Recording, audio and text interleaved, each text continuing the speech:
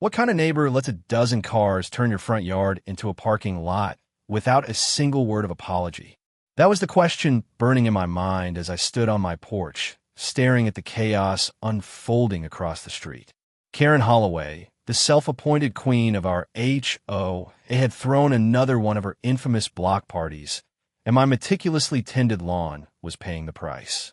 SUVs, sedans, and a pickup truck so oversized it could have doubled as a tank had churned my grass into a muddy mess. Tire tracks crisscrossed the yard like scars, and I could feel my blood pressure spiking with every new vehicle that rolled up. I'd spent years cultivating that lawn. Every blade of Kentucky bluegrass was a testament to my patience, my sweat, my quiet pride. Now, it was a casualty of Karen's entitlement. I wasn't always this petty. My name's Ellie Harper, a single mom of two who moved to Willow Creek 5 years ago for a fresh start after a messy divorce. I'm the kind of person who waves at neighbors, bakes extra cookies for the kids down the street, and keeps my yard pristine because it's the one thing I can control. But Karen? She's the opposite. She's the kind of woman who'd fine you for a mailbox that's half an inch too tall, but let her guests treat the neighborhood like their personal playground. Last summer, her 4th of July bash left my rose bushes flattened. The time before that, her son's graduation party sent beer, cans rolling into my driveway. Each time, I'd swallow my frustration, smiled tightly, and cleaned up the mess. Not this time. It started innocently enough, or so I thought. 2 weeks ago, Karen had slipped a flyer under my door, announcing her annual spring fling. The pastel-colored paper promised live music, catered food, and ample street parking. Ample my foot. Her cul-de-sac was too small for the 50-plus guests she invited, and my corner lot, directly across from her McMansion, was apparently the overflow lot. I politely asked her to remind her guests to park elsewhere. She laughed, her perfectly bleached teeth gleaming, and said, "Oh, Ellie, it's just one night. Live a little." That was the moment something snapped inside me. I wasn't going to be her doormat anymore. The morning of the party, I woke up with a plan so audacious it made my heart race. I've been pushed too far, and if Karen thought she could steamroll me again, she was about to learn a lesson in consequences. I called up my friend Tom, who owns a landscaping business and has a wicked sense of humor.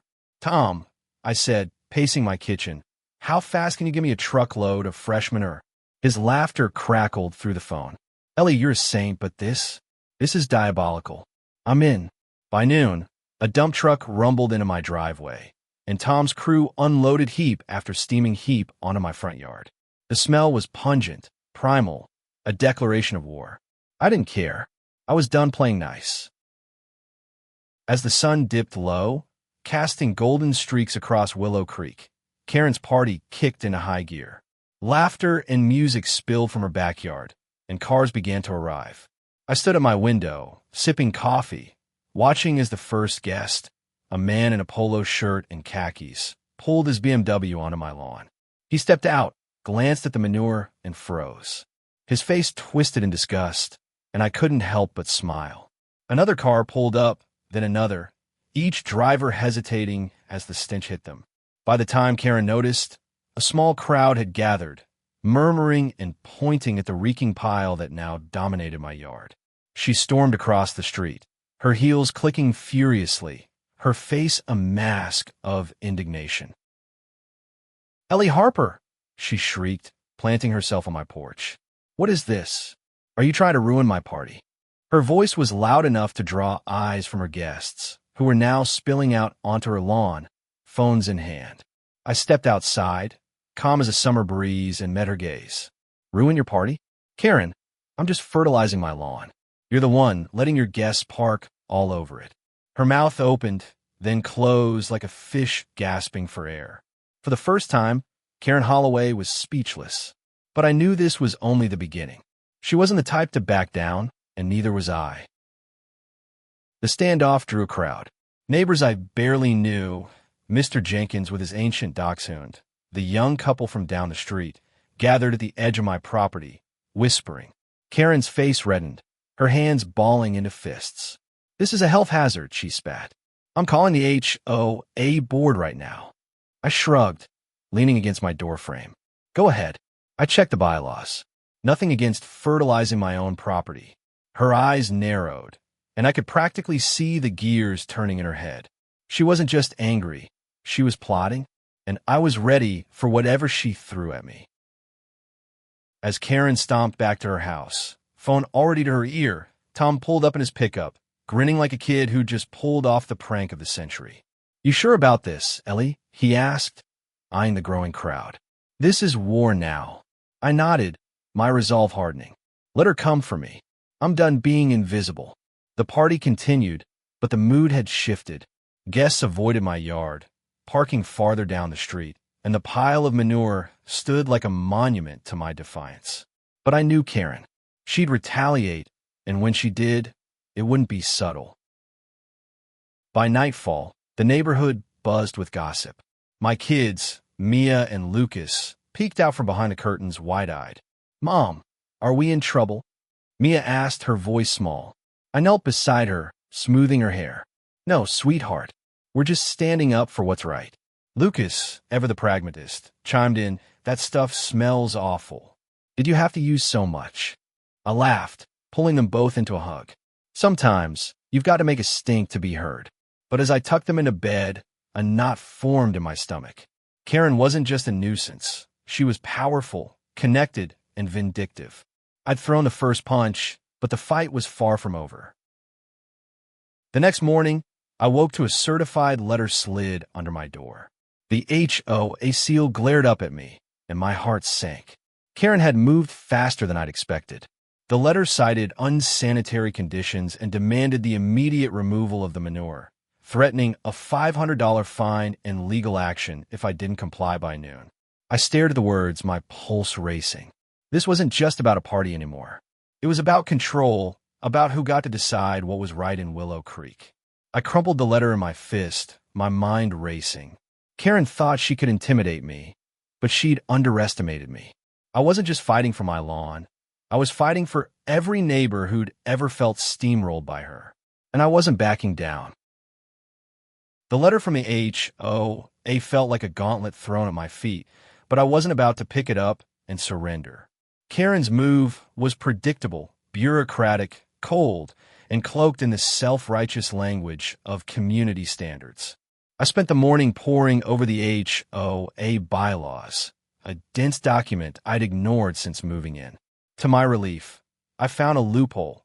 Fertilizing private property wasn't explicitly prohibited, and the unsanitary conditions clause was vague enough to challenge. Armed with this, I called Tom again. I need you to double down, I told him. More manure. Today. He chuckled, but there was a hint of concern in his voice. Ellie, you're poking a bear. You sure? I was sure.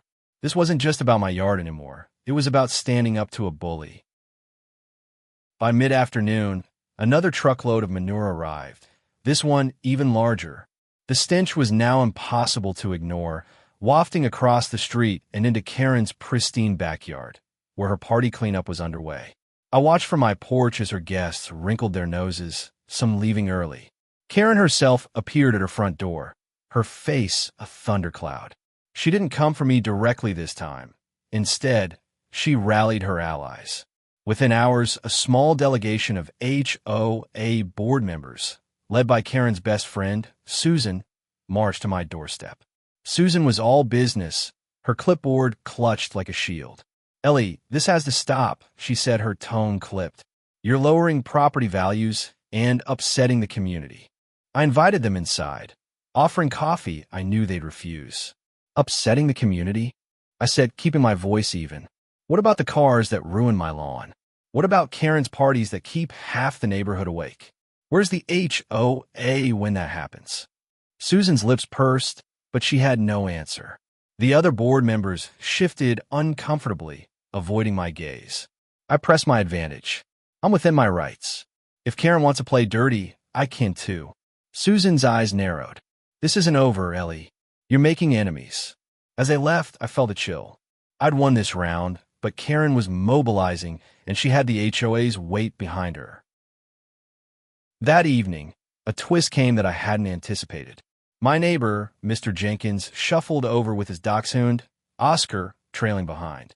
He was a quiet widower who rarely spoke at HOA meetings, but his eyes held a spark I hadn't seen before. "Ellie," he said, his voice low, "I saw what you did with the manure.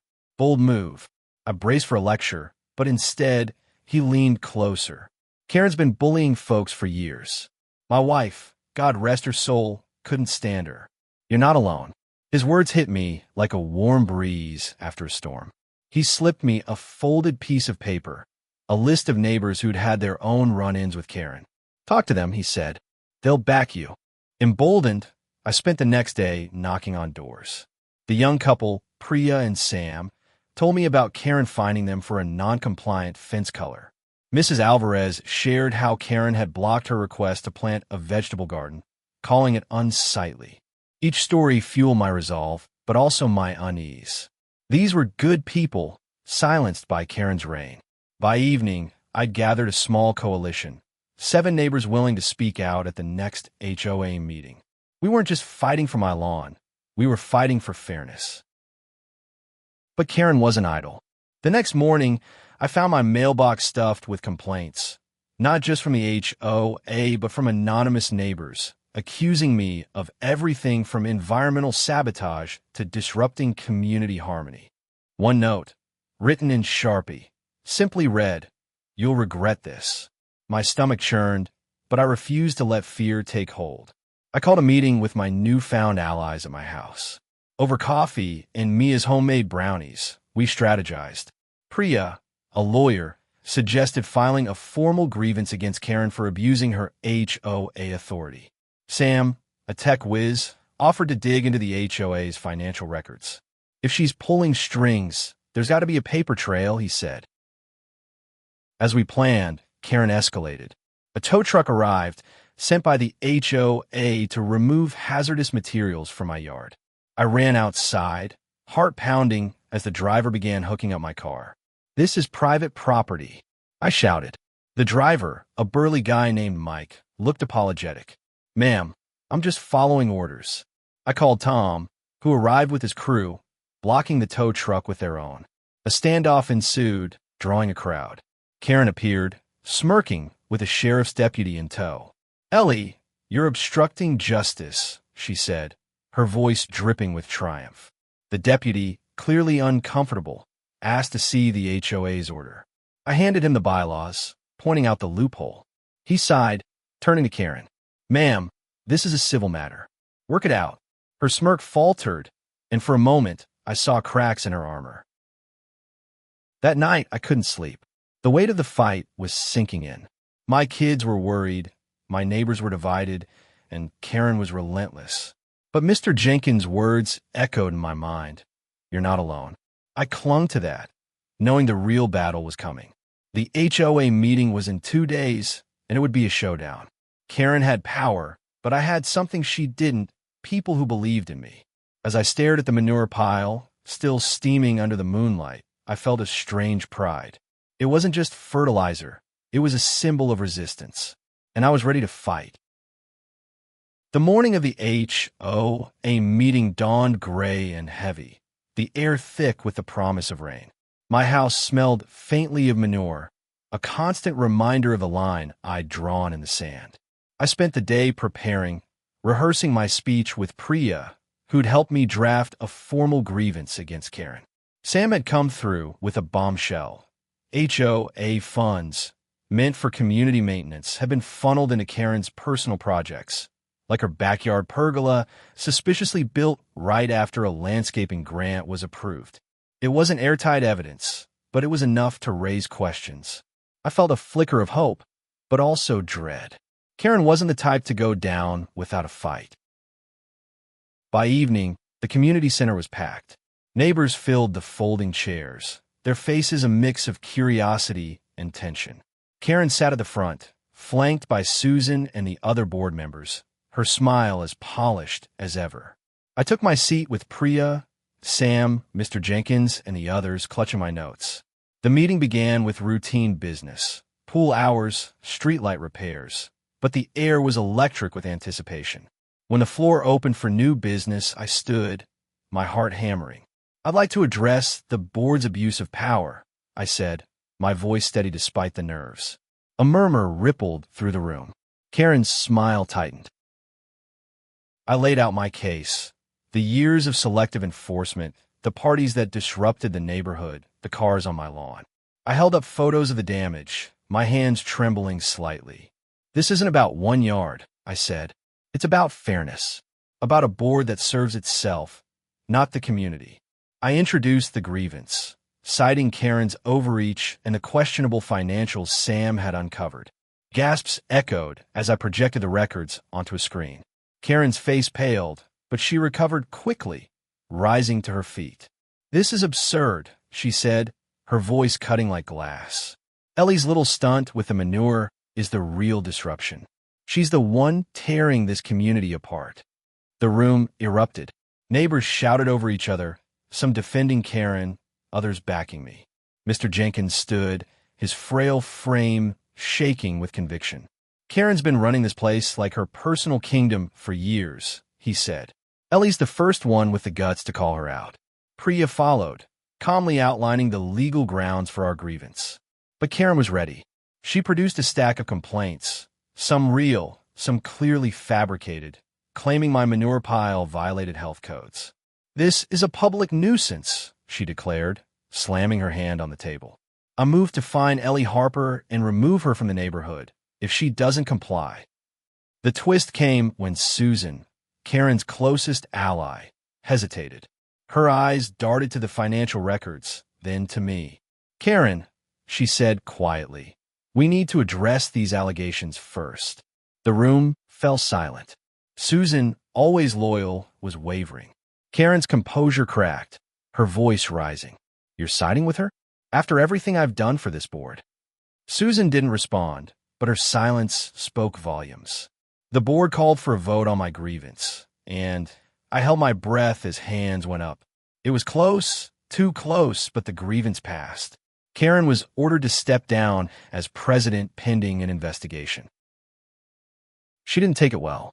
"This is a witch hunt," she screamed, storming toward me. The crowd parted, and for a moment, I thought she might actually swing. Instead, she leaned in, her voice a venomous whisper. "You think you've won? I'll make sure you regret this." The threat hung in air as she stormed out, leaving a stunned silence in her wake. I should have felt triumphant, but all I felt was exhaustion. The fight had exposed Karen's cracks, but it had also exposed mine. I'd united neighbors, but I'd also made enemies. And Karen's parting words echoed in my mind, a promise of retaliation. As the meeting adjourned, my allies gathered around me. Priya squeezed my hand. "You did it, Ellie. You stood up to her." But Mr. Jenkins, ever wise, pulled me aside. "She's not done," he warned. "People like Karen don't quit." I nodded, knowing he was right. The manure had been my opening salvo, but the war was far from over. As I drove home, the first raindrops splattered my windshield, and I couldn't shake the feeling that the storm was just beginning. The days after the HOA meeting were a blur of whispers and sidelong glances. Willow Creek felt like a town divided. Half the neighbors sent me quiet nods of support, while others, Karen's loyalists, crossed the street to avoid me. The manure pile was gone, hauled away at my expense to avoid further fines, but its impact lingered. My lawn was still a wreck, and every muddy patch reminded me of the cost of standing up. Mia and Lucas sensed the tension, their usual chatter subdued. "Mom, is Karen going to make us move?" Lucas asked one night, his eyes wide. I hugged him tightly. "No one's making us go anywhere," I promised, though doubt gnawed at me. Karen didn't waste time. By midweek, a new letter arrived, this one from a lawyer representing her. It accused me of defamation, claiming my baseless allegations at the meeting had damaged her reputation. The letter demanded a public apology and $10,000 in damages, or she'd sue. My hands shook as I read it, the weight of her retaliation sinking in. Priya reviewed the letter and scoffed. "It's a scare tactic," she said. "She's got no case." But the threat felt real, and I couldn't afford a legal battle. I was a single mom, not a millionaire. Then came the vandalism. One morning, I found my mailbox spray-painted with the word "troublemaker" in angry red letters. The next day, my car tires were slashed. I called the sheriff, but with no witnesses, there was little they could do. Neighbors whispered that Karen's son, a sullen 20-something, had been seen skulking around, but no one would testify. Fear crept into my daily routine. I started checking my locks twice, keeping the kids inside after dark. Yet, every time I wavered, I thought of Mr. Jenkins' list, the neighbors who trusted me to fight. I couldn't let them down. Sam's digging into the HOA records bore fruit. He found emails between Karen and a contractor, confirming the pergola funds were misallocated. Better yet, he uncovered a pattern. Karen had used HOA money for personal projects multiple times, including a new sprinkler system and a consulting fee to her cousin. We presented the evidence to the board, who called an emergency meeting. Karen didn't show, but her lawyer did, deflecting with claims of clerical errors. The board wasn't buying it. They voted to suspend Karen's membership entirely, a rare move that stripped her of voting rights. It was a victory, but it felt hollow. Karen's silence was unnerving. She was planning something bigger. The twist deepened when Susan, of all people, came to my door. Her face was pale, her usual confidence gone. "Ellie, I owe you an apology," she said, her voice trembling. She admitted she'd known about Karen's financial games but stayed quiet out of loyalty. "I thought she was helping the community," she said, tears welling. "But she used me too." Susan offered to testify against Karen, a risky move that could turn her into a pariah. I was stunned. She'd been Karen's shadow for years. Her betrayal of Karen was a crack in the foundation of Willow Creek's status quo, and it gave me hope. Maybe we could rebuild something better. But Karen struck back. The night before the final board hearing, a petition circulated, signed by her supporters, demanding my expulsion from the HOA for inciting discord. It had enough signatures to force a vote. I felt the ground shifting beneath me. Karen was turning my own strategy against me. The hearing was set for the next evening, and I spent the day rallying my allies. Priya prepped legal arguments, Sam organized the evidence, and Mr. Jenkins called every neighbor on his list, urging them to show up. "This is it, Ellie," he said. "Win or lose, you've shaken things up." The hearing was chaos. The community center overflowed, standing room only. Karen sat at the front, her face a mask of calm, but her eyes burned with fury. I presented our case first, laying out the financial misconduct with Sam's emails and Susan's testimony. The crowd murmured, some nodding, others glaring. Karen's lawyer countered, painting me as a vindictive troublemaker who'd poisoned the neighborhood with manure and lies. Karen took the stand, her voice trembling with rehearsed emotion. "I've given everything to this community," she said. "Ellie Harper wants to destroy it." The room was split, and I could feel the tide turning against me. As the board deliberated, I looked at my allies, Priya's steady gaze, Sam's clenched jaw, Mr. Jenkins' quiet strength. I'd started this fight alone, but now I had a family of sorts, bound by a shared belief in fairness. Whatever happened, I'd done something Karen never could. I'd given people a voice. But as the board returned, their faces grim, I braced for the worst. Karen's petition had weight, and her influence ran deep. The gavel fell, and my heart stopped. The board decision hit like a thunderclap. My expulsion petition was dismissed, but so was Karen's. In a split vote, they ruled that both of us had acted detrimentally to the community, issuing warnings but no immediate penalties. It was a stalemate, a coward's compromise that satisfied no one. Karen's face remained impassive, but her eyes locked on mine, promising retribution. I left the community center with Priya and Sam, my allies' voices buzzing with frustration. "They let her off too easy," Sam muttered. Priya nodded, but her eyes were sharp. "This isn't over. She's wounded, not defeated." The next week was a descent into chaos. Karen's retaliation came not in legal threats, but in social warfare. She hosted a neighborhood unity barbecue, inviting everyone but my allies and me. Her supporters spread rumors. I was unhinged, a menace, a woman who'd rather spread manure than civility. My kids came home from school upset. Mia's friends had stopped inviting her to playdates, and Lucas overheard taunts about the poop lady. I hugged them, my heart breaking, and promised we'd get through it. But inside, I was crumbling. Had I gone too far? Then came the final blow. A city inspector arrived, tipped off by an anonymous complaint about my property. The manure was gone, but the inspector cited minor code violations: a cracked driveway slab, an overgrown shrub, things Karen's allies had ignored for years. The fines piled up, each one a needle in my resolve. I couldn't afford this, not with my savings already drained from the manure stunt. Priya offered to fight the citations pro bono, but the stress was wearing me down. I started to wonder if Karen had won, if her influence was too entrenched to topple. But the twist that had started with Susan's defection grew. One evening, as I sat on my porch, staring at the scarred lawn, Mr. Jenkins shuffled over with a woman I barely recognized. Mrs. Alvarez, the gardener Karen had shut down.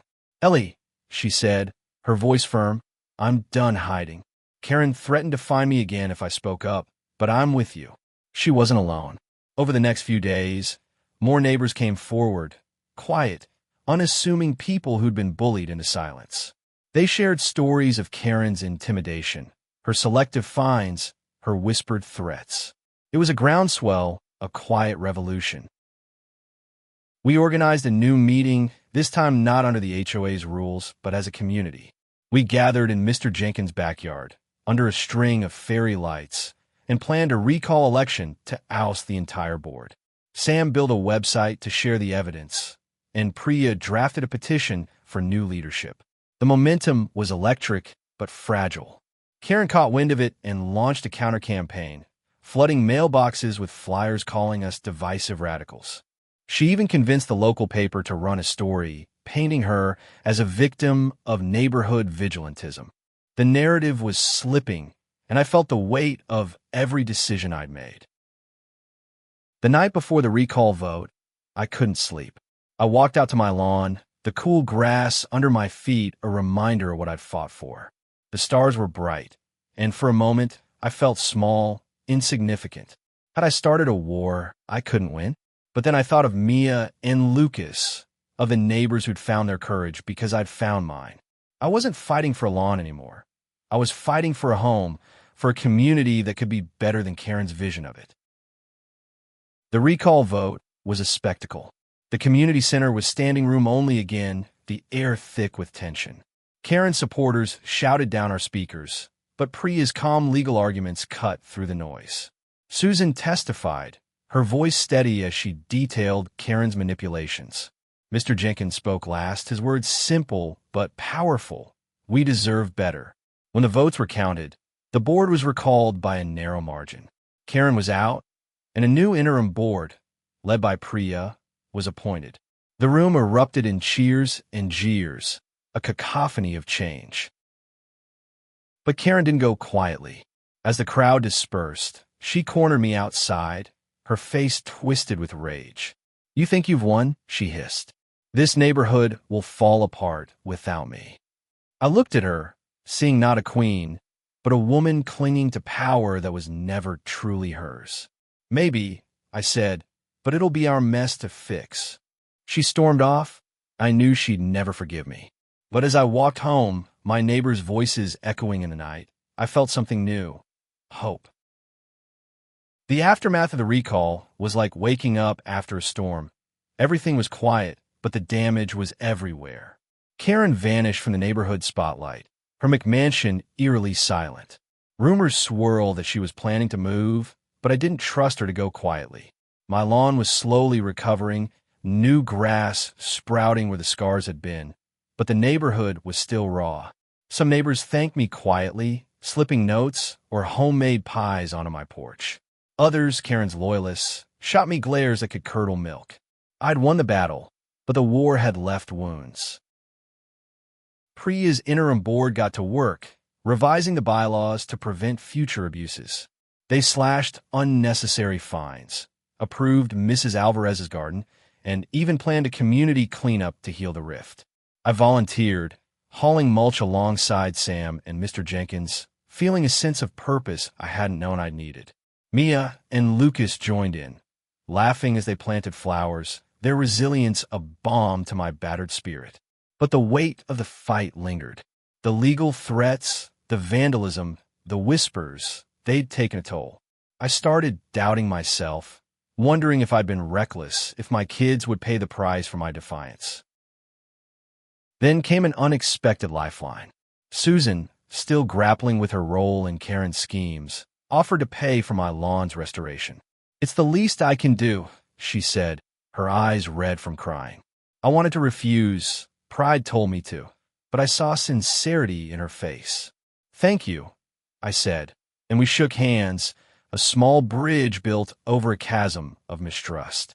Her gesture sparked others. Sam organized a crowdfunding campaign to cover my fines, and Mr. Jenkins rallied neighbors to help repaint my mailbox. These acts of kindness, small but steady, reminded me why I'd fought. But Karen wasn't done. A week later, a new lawsuit landed, this time against the entire interim board. She claimed the recall was illegal, demanding reinstatement and damages.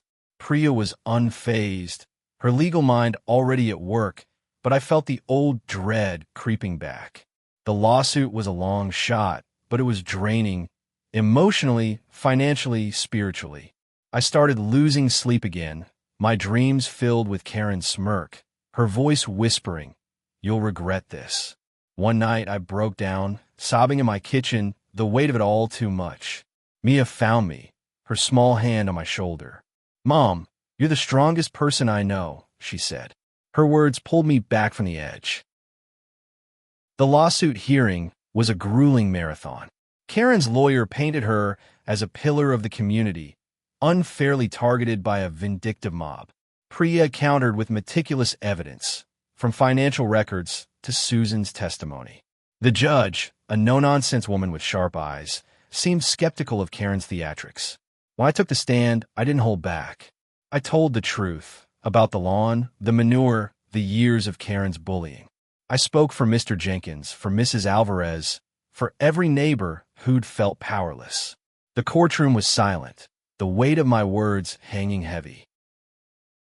The judge ruled in our favor, dismissing Karen's lawsuit with a stern warning about frivolous claims. The room exhaled, and Priya hugged me so tightly I could barely breathe. Karen sat frozen, her face a mask of disbelief. For the first time, she looked small, diminished, a woman who'd built her empire on fear and lost it to truth. As we left the courthouse, Sam raised a fist in triumph, and Mr. Jenkins gave me a rare smile. "You did good, Ellie," he said. I wanted to believe him, but part of me still feared Karen's next move.